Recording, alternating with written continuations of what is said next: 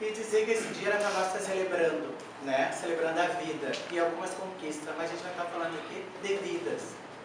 Que infelizmente o Brasil ainda é o país que mais mata a população LGBT, principalmente a comunidade trans. Mata muito mais do que país que acontece guerras. Nosso número é tão alto, olha que absurdo. Então a ideia hoje é a gente está fazendo uma reflexão, né, sobre esse tema e como a gente tentar enfrentar essa violência que está aqui próxima de nós, né?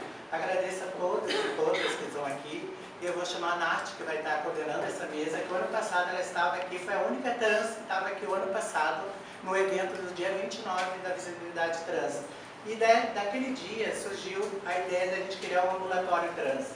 E daí a gente veio mostrando ela para nós, está comemorando esse ambulatório no município. São poucas cidades que têm um ambulatório que acolhe essa população. Então eu convido a Nath para coordenar a mesa aqui e tem lugares sobrando aqui na frente, pessoal. E um bom evento para todas nós, né, todas. Então, boa noite a todas, a todos e a todas. A Marquita já me apresentou, eu me chamo Nath, eu sou estudante lá da UFSM. Vou falar rapidamente aqui sobre esse espaço que é um espaço muito importante assim, para a nossa luta como pessoas trans e pessoas trans e não binárias e etc. Eu digo que hoje é mais um dia da invisibilidade trans, porque é mais um dia que a gente é esquecidos e esquecidas pelo Estado, pela sociedade, é mais um dia que a gente é esquecidos e esquecidas pela nossa família. E a gente tem vivido assim, com o passar dos anos, ao mesmo tempo que uma melhoria, assim, a gente também tem vivido muitos retrocessos, né? Que é resultado de uma conjuntura política que tem uma política de morte, de massacre e de higienização social para a população LGBT e principalmente para a população trans.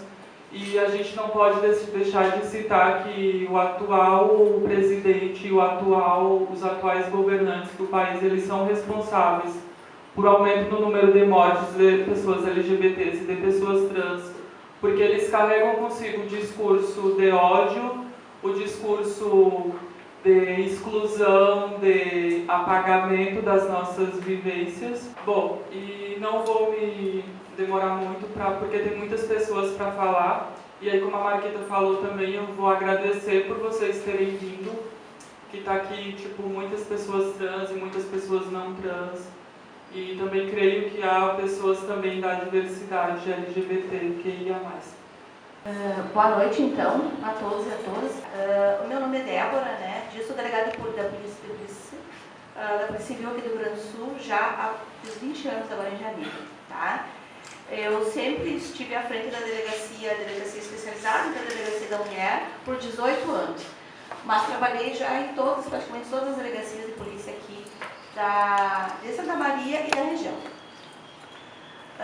O que é importante também nessa minha apresentação é dizer para vocês que a Delegacia de Proteção de Picói, a Delegacia de Polícia de Proteção ao Idoso e Combate à Intolerância, nós temos aqui no interior do estado, é a única delegacia do interior do estado, e nós temos uma delegacia semelhante em Porto Alegre, só. Então, para vocês perceberem a importância dessa delegacia que temos aqui no interior do estado.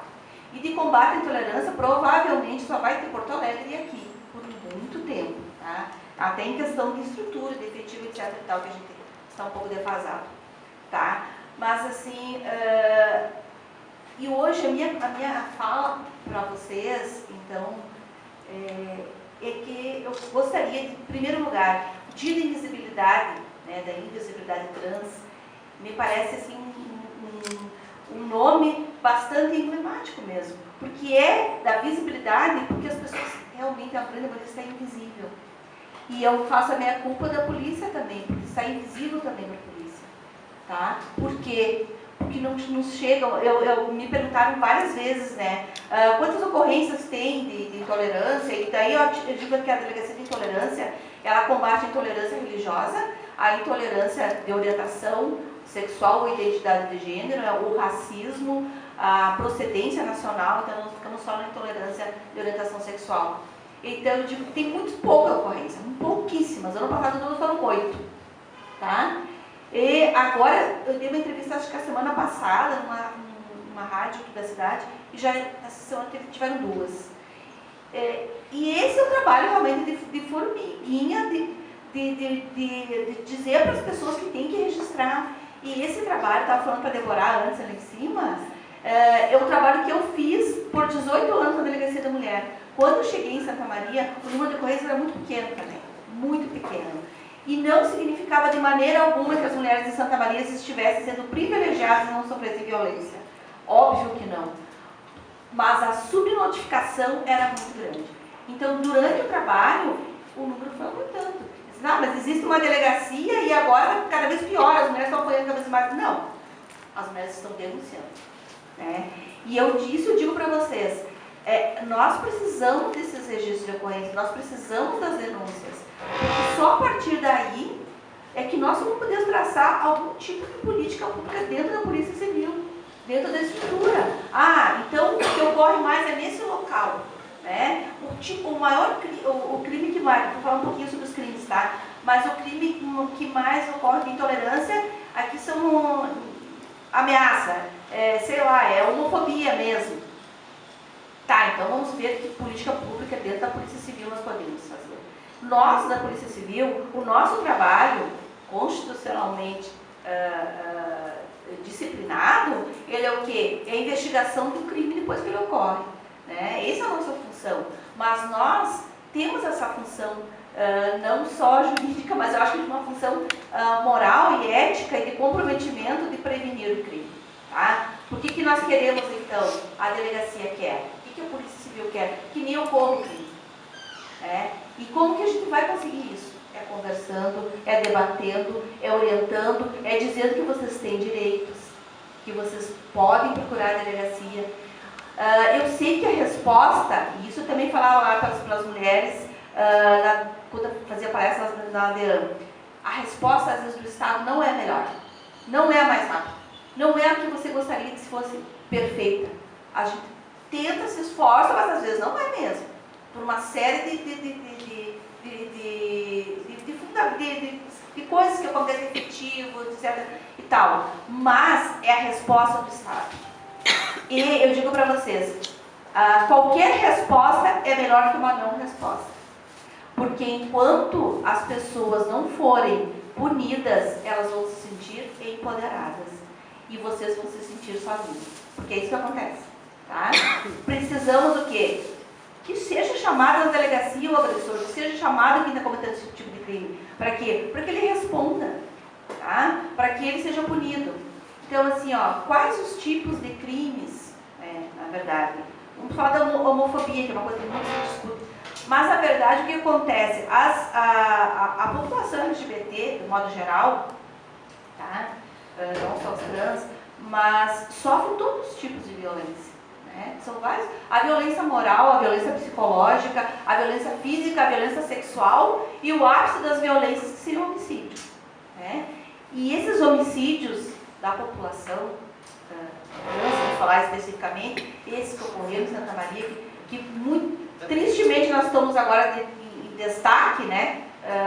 Até mesmo nacional, o que não é uma coisa boa, é péssimo isso, mas esse tipo de... Isso aí tem uma escala, e a gente sabe. Então, por isso que são chamados os crimes de intolerância. E a intolerância, ela é gerada pelo preconceito. Né? Então, nós precisamos abrir isso. Né? Quais os tipos de crimes, então, voltando? Ameaça. Né? Aí eu vou fazer um parênteses antes de iniciar os crimes. Eu sei também que é muito difícil a denúncia. Eu não estou falando que é fácil. Né? Parece, a delegada está falando, mas não é ela que está sofrendo. Né? Eu sei. Eu não estou na pele de vocês. Mas, ao mesmo tempo, eu sei disso. Eu sei que não é fácil. Que tem o medo, e o medo muitas vezes paralisa, e tem uma série de coisas envolvidas nesse medo, tá? Mas, ao mesmo tempo, vocês têm que pensar que se vocês não superarem isso, se não denunciar, vai continuar. E pode acontecer coisa pior. Né? E nós não podemos... Agora mesmo alguém falou ali, mais uma pessoa que tinha passeado na praça e uma menina, uma moça trans, então foi agredida.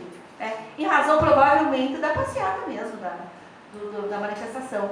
Quer dizer, quem autoriza a pessoa a agredir a outra? Isso é homofobia. Teve outra agressão também. Oi? Teve outra agressão também, na qual as mulheres começaram a gravar as trans, pararam até na delegacia, sem autorização, falando que eram da polícia. Não é da polícia nada. Guimarães aqui é da polícia. Amanhã provavelmente isso vai chegar lá na delegacia, né? Eu vou até dar uma olhada, né? Alguém disse que uma deu um tapa no outro e disse que era delegado. Imagina. Né? Pensa, não. Aliás, isso também é crime, né? A falsa identidade. Então, isso realmente tem que ser denunciado. Vamos falando da homofobia. Hoje nós não temos um crime específico com homofobia, mas o STF, então ele decidiu, né, ano passado, pela grande maioria de votos, então, que enquanto não tiver uma legislação, for criado o crime de homofobia, a homofobia, que vai ficar enquadrada ali dentro da lei de racismo, né? Vai ficar ali dentro da lei de racismo. E o que seria essa homofobia? É o criticar, o incitar, o instigar a pessoa por preconceito pela sua orientação sexual ou identidade de gênero. Né? E se isso for feito, por exemplo, na internet, ou marcado lá do público, nas redes sociais, tá, nesse primeiro caso a pena vai de 1 a 3 anos, e se for em redes sociais vai de 2 a 5. Então é um crime mais grave. Mas isso tudo é um tipo de crime, mas vários nós podemos ter aí. As ameaças, o constrangimento, né? E aquela o que para mim eu considero um dos piores, que é aquela violência moral, né? Que é a difamação, que é a injúria, que é atingir a pessoa, a injúria é aquilo que atinge o que você pensa de você mesmo, né? Ou a difamação é aquilo que a sociedade pensa de ti, e atingir a tua moral. Isso é um crime grave também, né? Porque você acaba destruindo muitas vezes a autoestima da pessoa nesse tipo de conduta, né? Aí nós temos a violência física, que é o óbvio que é o mais comum, o que é visível, né? Mas dentro de toda a violência física nós temos a violência psicológica também, né? A gente sabe disso. A violência sexual, que eu acho uma coisa que provavelmente é uma das mais difíceis eu digo, das pessoas, principalmente da comunidade, então trans, que trabalham na prostituição, denunciar, que é a violência sexual. Mas trans ou prostituta, seja trans ou não, pode sofrer estupro sim, pode sofrer violência sexual. E a gente sabe disso. E aí, como todas as pessoas têm os seus direitos também, e sofrendo essa violência, tem que buscar. Hoje eu peço que vocês busquem a polícia, que façam a denúncia, que procurem, né, se orientar. Lá a delegacia, então a Tipicói funciona na General Metro 581, tá? Mas é o horário de expediente só. Então é das 8h30 ao meio-dia e da 1h30 às 18h. Fora desse horário vai para a DPPA. Mas qualquer ocorrência que for feita na DPPA, que é o plantão ali na Andradas, vai para a delegacia no outro dia. Então não vai ter diferença. Quem vai fazer a investigação, o trabalho e a instrução dos inquéritos, vai ser a delegacia da mesma forma. Tá? Muito obrigada para vocês, muito obrigada pela oportunidade, muito obrigada pelo recebimento, né, de poder conversar com vocês e me colocar mesmo à disposição, tá? E qualquer dúvida que vocês tenham, podem procurar a delegacia, mesmo que eu não queiram registrar. De repente, querem falar alguma coisa, tirar alguma dúvida, não tem problema, ninguém vai ser obrigado a registrar. Vamos chegar lá e conversar, tá bom? Obrigada. Eu não quero mais passar por isso.